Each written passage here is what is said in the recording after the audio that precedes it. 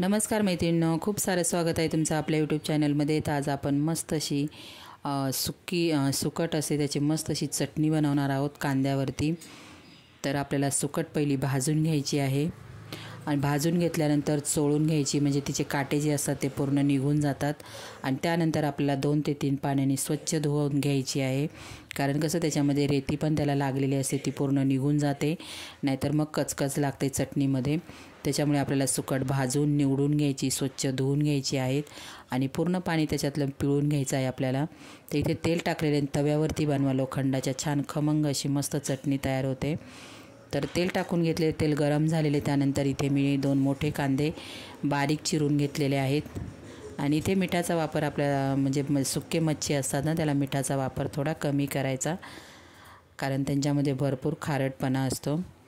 तर याच्यामध्ये तुम्ही टोमॅटो पण टाकू शकता, मी टोमॅटो नाही टाकलेला। तर कांदा इथे आपला परतून झालेला आहे आणि त्यानंतर हिरवी मिरची आणि लसूण मी खलबत्त्यामध्ये ठेचून घेतलेला आहे। मिक्सरला पण वाटू शकता, पण आपण ठेचून बनवतो ना, त्याची वेगळी टेस्ट लागते। तर आपलं हिरवी मिरची आणि लसूण त्याचा कच्चेपणा जाईपर्यंत कांद्यामध्ये व्यवस्थित परतून घ्यायचं आहे। तर ही चटणी तुम्ही भाकरीसोबत खाऊ शकता, चपातीसोबत खाऊ शकता। तर कसं कोणाच्या तोंडाला चव नसते, कधी कधी आजारपणात उठलं, नक्की चटणी बनवा, सुकटाची खूप छान लागते।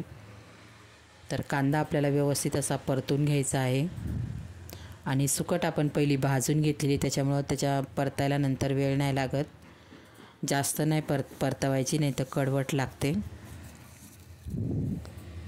तर इथे बघा आपला कांदा मस्त असा परततो आहे। तोपर्यंत मी सुकट पूर्ण चोळून वगैरे स्वच्छ अशी धुवून घेतलेली आहे।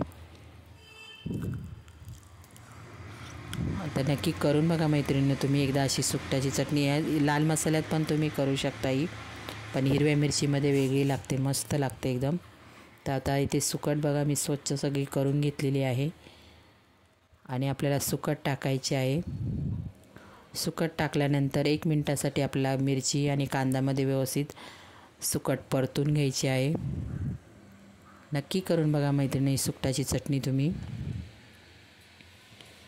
आणि झटपट होते आपल्या तोंडी लावण्यासाठी।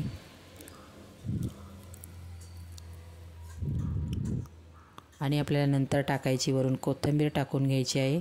मस्त अशी सुकटाची चटणी आपली गरमागरम भाकरीसोबत खायला तयार आहे। मैत्रिणी, सुकटची रेसिपी तुम्हाला कशी वाटली नक्की मला कॉमेंट बॉक्समध्ये सांगा, आणि रेसिपी तुम्ही पण करून बघा।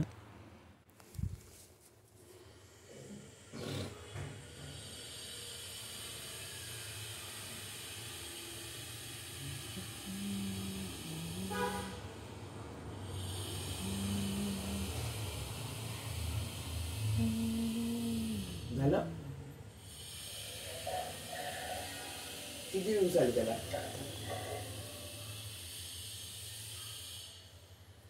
आज की डेली ब्रीफ के एपिसोड में मैं आपके लिए 2 बड़ी स्टोरीज लाया हूं। सबसे पहले मैं बात करूंगा ट्रम्प के नए डिसीजन और उनकी इकोनॉमी के ऊपर ट्रिपल